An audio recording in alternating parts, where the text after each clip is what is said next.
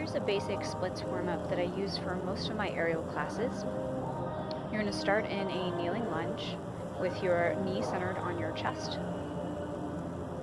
As you're here, think of drawing the ribs slightly into the back and pressing the bottom of the hips forward and down.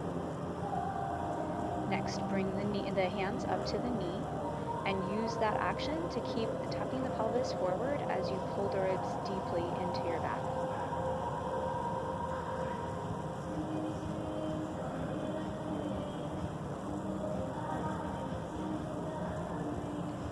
Then bring the hands down to the inside of the front leg. Watch out for hamstring cramps.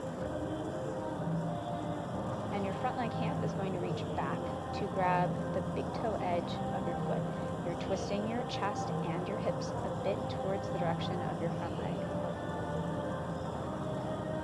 Think of the hips continuing to press forward and down as you do this.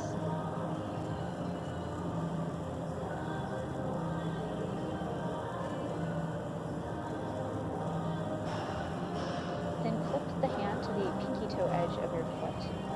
Press the foot across and down to the opposite side and square the hips forward once again. If you're not tight in this particular adductor muscle, you're not going to feel a stretch. It's still good to hold it. Think of keeping the hips forward and the ribs drawn back. And then moving into a little bit more of a runner stretch for the front leg. I like to flex and point my front foot in order to floss the area around my sciatic nerve a little bit more. It helps you feel more open in your hamstrings, even though it doesn't directly open your hamstrings.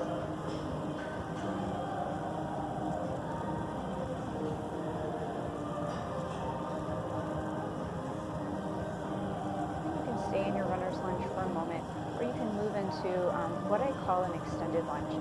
So I'm purposefully bending both of my knees here and trying to push a little bit forward into my front foot, almost like I'm pushing it into a wall to draw my ribs back. As that opens up the muscles around the upper thighs and the base of the pelvis, you can readjust and start to work straighter with the front leg, but keep pulling the ribcage deeply into the back of the body. The back leg is actively pushing down and drawing together, and it's almost like you're trying to pick yourself back up by bringing your legs together. So you don't want to push the feet apart, push the pelvis to upright and down. You can add on to this by leaning forward into more of a hamstring stretch for the front leg. And when you feel ready, return to your splits. Re-square your shoulders and chest. Changing to the other side. Starting with our basic lunge, the knee is centered into the chest. Hips are pressing forward and down. Back foot can be flexed or pointed. It's really up to you. If this feels too deep, you can always put yoga blocks under your hands. As much as you can, you're trying to square the hips off, which means usually sitting a little bit lower into the front leg hip rather than the back leg hip. Next, rounding the rib cage through the back, using the pressure of the hand into the knee to help you find that. Trying to sit the sit bones or the base of the pelvis forward and down on your front heel or Achilles.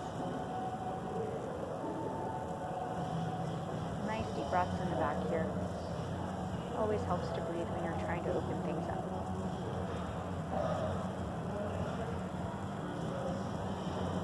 Same hand as the front hand twists back, the other hand can go to the floor. You're grabbing over the big toe edge. If you have a lot of twist, you can grab immediately over the pinky toe edge. It's usually where I end up when I do these, but I do these pretty much every day. We're letting the chest and the hips twist. You can really see that they're twisting towards you here instead of squaring off towards the floor.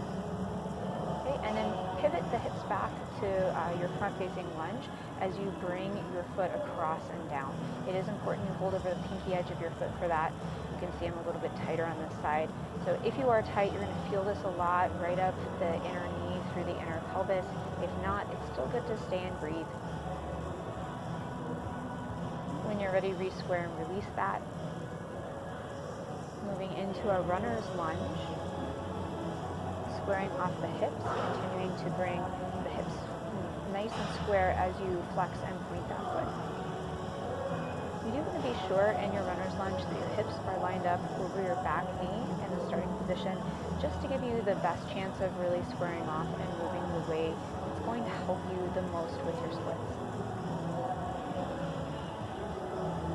to, I'm still slightly lining the center of my chest with my knee. It's just another really sneaky trick to help you square things off. After that, coming into your kind of broken lunges, extended lunges. Right, so nice and long. Another trick I often use is tucking a yoga block under the thigh of my front leg, not your bum, but your thigh. It really helps you press down and gives you support. Using the front leg like it's stationary, pull the rib cage back, kind of like you did in that second version of the lunge. Again, these are all really super sneaky tricks to help you square off. Be sure that you are evenly weighted on both sides. And if you would like, you can add in that extra lean forward into the front hamstrings. You always really want to respect your splits. I've actually torn my hamstring on my right twice because I forced my splits. It's not a fun thing. So respect where you can go and know that it will change over time.